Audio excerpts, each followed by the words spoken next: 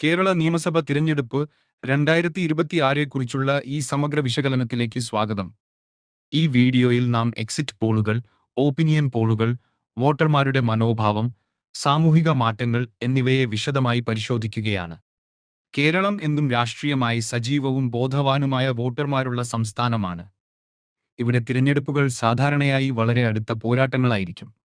2026 തെരഞ്ഞെടുപ്പും അതിനൊട്ടുവീഴ്ചയില്ലാത്ത ഒരു മത്സരമായി മാറുകയാണ്. അതുകൊണ്ട് ഈ തിരഞ്ഞെടുപ്പിന്റെ എല്ലാ പ്രധാന ഘടകങ്ങളും നമുക്ക് ഒന്നിച്ച് മനസ്സിലാക്കാം. ആദ്യം നമുക്ക് ഡിജിറ്റൽ ട്രെൻഡുകൾ നോക്കാം. ഗൂഗിൾ ട്രെൻഡ്സ് പ്രകാരം 2021 താരതമ്യപ്പെടുത്തുമ്പോൾ 2026 ബി.ജെ.പിയുടെ ഓൺലൈൻ ശ്രദ്ധ വലിയ രീതിയിൽ വർദ്ധിച്ചിരിക്കുന്നു. 57% നിന്ന് 71% വരെ. യു.ഡി.എഫ്ക്കും വളർച്ചയുണ്ട്, 19% നിന്ന് 25% വരെ. പക്ഷേ എൽ.ഡി.എഫിയുടെ ഡിജിറ്റൽ സാന്നിധ്യം 24% നിന്ന് 4% കുറഞ്ഞ ശ്രദ്ധേയമാണ്. ഇത് ഓൺലൈൻ ചർച്ചകളിൽ ഒരു വലിയ മാറ്റം സൂചിപ്പിക്കുന്നു. എന്നാൽ ഈ ഡിജിറ്റൽ ആവേശം യഥാർത്ഥ വോട്ടുകളിലേക്ക് മാറുമോ എന്നത് വേറൊരു ചോദ്യമാണ്. ഗൂഗിൾ ട്രെൻഡ്സ് ഒരു നിർണായക സൂചികയാണെങ്കിലും അത് അന്തിമ ഫലത്തെ പ്രവചിക്കുന്നതല്ല. ഓൺലൈൻ സെർച്ചുകൾ ഉയർന്നതുകൊണ്ട് തന്നെ വിജയമുണ്ടാകും എന്നില്ല. ഇത് സാധാരണയായി ഏകദേശം 70% വരെ ദിശാബോധം നൽകും. പഴയ ചില തിരഞ്ഞെടുപ്പുകളിൽ, പ്രത്യേകിച്ച് ബീഹാറിൽ, ഇത് തെറ്റായ പ്രവചനങ്ങൾ നൽകിയിട്ടുണ്ട്. അതുകൊണ്ട് ഇത് ഒരു സഹായക ഉപകരണം എന്ന നിലയിൽ മാത്രം കാണണം. യഥാർത്ഥ ഫലം നിശ്ചയിക്കുന്നത് വോട്ടർമാരുടെ അവസാന തീരുമാനം തന്നെയാണ്. ഇപ്പോൾ പുതിയ ഒപ്പീനിയൻ പോളുകൾ പരിശോധിക്കാം. മെട്രൈസ് നടത്തിയ ഏപ്രിൽ 6 സർവേ പ്രകാരം യു.ഡി.എഫ് ഏകദേശം 70 സീറ്റുകളോടെ മുന്നിലാണ്. എൽ.ഡി.എഫ് അതിന് പിന്നിൽ 65 സീറ്റുകൾക്കടുത്താണ്. എൻ.ഡി.എ ഏകദേശം 7 സീറ്റുകൾ നേടുമെന്നാണ് കണക്കുകൂട്ടൽ. അതേസമയം പോൾ ട്രാക്കർ സർവേയിൽ യു.ഡി.എഫ്ക്ക് 81 സീറ്റുകൾ വരെ ലഭിക്കാമെന്ന് പറയുന്നു.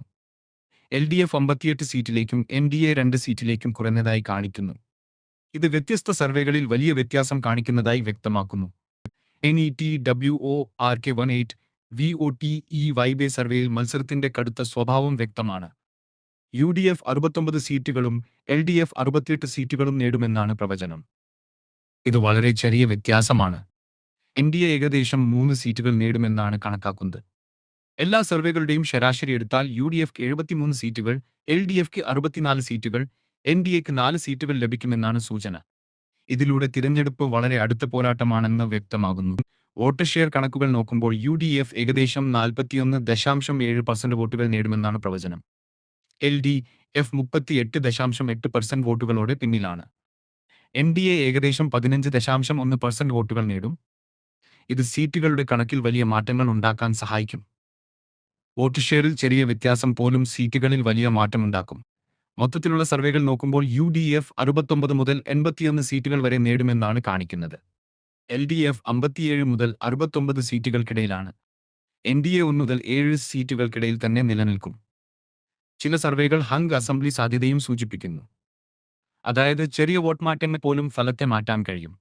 എൽ.ഡി.എഫ്ക്കെതിരെ ശക്തമായ ആന്റി ഇൻകംബൻസി വികാരം ഉയരുന്നുണ്ട്. ഏകദേശം 10 വർഷമായി അധികാരത്തിൽ തുടരുന്നത് വോട്ടർമാരിൽ ഒരു തളർച്ച സൃഷ്ടിച്ചിട്ടുണ്ട്. 35.8% പേർ മാത്രമാണ് സർക്കാർ നല്ലതാണെന്ന് പറയുന്നത്. 44.3% പേർ പ്രതികൂലമായ അഭിപ്രായം രേഖപ്പെടുത്തുന്നു. സോഷ്യൽ മീഡിയയിലും ഈ അസന്തോഷം വ്യക്തമാണ്. ഇത് തിരഞ്ഞെടുപ്പിൽ വലിയ സ്വാധീനം ചെലുത്താം. മുഖ്യമന്ത്രി സ്ഥാനത്തേക്കുള്ള ജനപ്രിയതയിൽ വി.ഡി. സതീശൻ മുന്നിലാണ്, 25.2%. ഇപ്പോൾ മുഖ്യമന്ത്രിയായ പിണറായി വിജയൻ 21.5% പിന്തുണയോടെ പിന്നിലാണ്. ഇത് ജനങ്ങളുടെ മനോഭാവത്തിൽ മാറ്റം ഉണ്ടെന്ന് സൂചിപ്പിക്കുന്നു. നേതൃത്വത്തിൽ പുതിയ മുഖങ്ങളെ പിന്തുണയ്ക്കുന്ന പ്രവണത കാണാം. സാമൂഹിക വോട്ടിംഗ് രീതിയിൽ മാറ്റങ്ങൾ കാണുന്നു. മുസ്ലിം ക്രിസ്ത്യൻ സമൂഹം യു.ഡി.എഫിലേക്ക് മാറുന്നതായി കാണുന്നു. എസ്.സി വോട്ടർമാർ എൽ.ഡി.എഫിനൊപ്പം തന്നെയാണെങ്കിലും ചില ആശങ്കകളുണ്ട്. ഒ.ബി.സി വോട്ടർമാർ വിഭജിതരാണ്. ഇവരാണ് നിർണായക വിഭാഗം. ജനറൽ വിഭാഗത്തിൽ ബി.ജെ.പിക്ക് കൂടുതൽ പിന്തുണ ലഭിക്കുന്നു. ബി.ജെ.പിയുടെ വളർച്ച ഈ തിരഞ്ഞെടുപ്പിൽ ശ്രദ്ധേയമാണ്. സീറ്റുകൾ കുറവായിരുന്നാലും വോട്ട് ഷെയറിൽ വലിയ വളർച്ച കാണും. ഇത് പ്രധാനമായും 2 മുന്നണികൾക്കും ബാധകമാണ്. പല സ്ഥലങ്ങളിലും ബി.ജെ.പി വോട്ടുകൾ വിഭജിക്കുന്ന ഘടകമാകും. അതുകൊണ്ട് എൻ.ഡി.എയുടെ പങ്ക് ചെറിയതല്ല. പ്രദേശാനുസൃതമായി വലിയ വ്യത്യാസങ്ങൾ കാണാം. യു.ഡി.എഫ് തിരുവനന്തപുരം, എറണാകുളം, മലപ്പുറം, വയനാട്, കോട്ടയം എന്നിവിടങ്ങളിൽ ശക്തമാണ്. എൽ.ഡി.എഫ് കണ്ണൂർ ഉൾപ്പെടെ വടക്കൻ മേഖലകളിൽ ശക്തമായി തുടരുന്നു. എൻ.ഡി.എ ചില പ്രത്യേക മണ്ഡലങ്ങളിൽ മാത്രം മത്സരക്ഷമമാണ്. കേരളത്തിലെ തിരഞ്ഞെടുപ്പിൽ പ്രാദേശിക ഘടകങ്ങൾ വളരെ പ്രധാനമാണ്.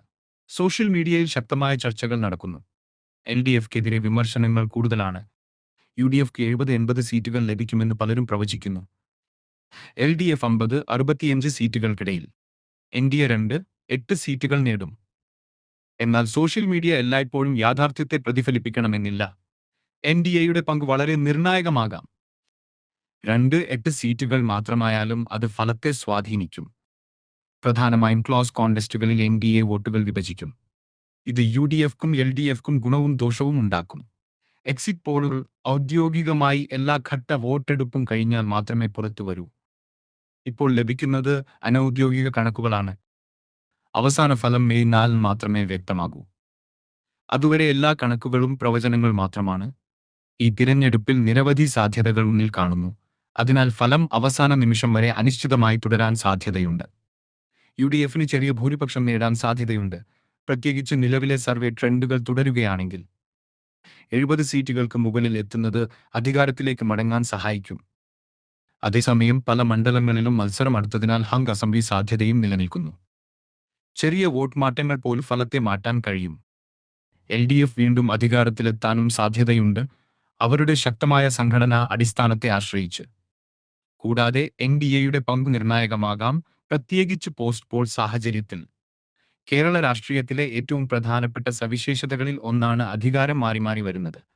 ദീർഘകാലമായി UDFയും LDFയും തമ്മിൽ മാറി ഭരണം നടത്തുന്ന ഒരു പതിവ് ഇവിടെ നിലനിന്നിരുന്നു.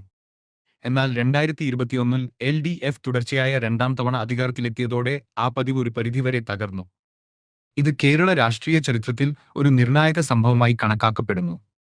ഇപ്പോൾ 2026-ൽ ഈ മാറ്റം തുടരുകയോ പഴയ രീതിയിലേക്ക് തിരികെ പോകുകയോ ചെയ്യും എന്നതാണ് പ്രധാന ചോദ്യം. വോട്ടർമാർ സ്ഥിരത തിരഞ്ഞെടുക്കുമോ അല്ലെങ്കിൽ മാറ്റം ആവശ്യപ്പെടുമോ എന്നത് തന്നെയാണ് നിർണായകം. ഈ ഒരു ഘടകം മാത്രം പോലും ഈ തിരഞ്ഞെടുപ്പിനെ വളരെ പ്രത്യേകതയുള്ളതാക്കുന്നു. ഇതുവരെ കണ്ട എല്ലാ കണക്കുകളും ചേർത്ത് നോക്കുമ്പോൾ ചില പ്രധാന കാര്യങ്ങൾ വ്യക്തമാണ്. ആദ്യമായി, മിക്ക സർവേകളിലും UDF ചെറിയ ലീഡിലാണ്, പക്ഷേ അത് വലിയ വ്യത്യാസമല്ല. LDFക്കെതിരെ ഒരു പരിധിവരെ ആന്റി ഇൻകംബൻസി വികാരം കാണുന്നുണ്ട്. ഇത് തിരഞ്ഞെടുപ്പിൽ നിർണായകമായി മാറാം. BJPക്ക് ഡിജിറ്റൽ പ്ലാറ്റ്ഫോമുകളിൽ വലിയ ശ്രദ്ധ ലഭിച്ചിട്ടുണ്ടെങ്കിലും അത് സീറ്റുകളായി മാറുമോ എന്നത് ഇപ്പോഴും സംശയമാണ്.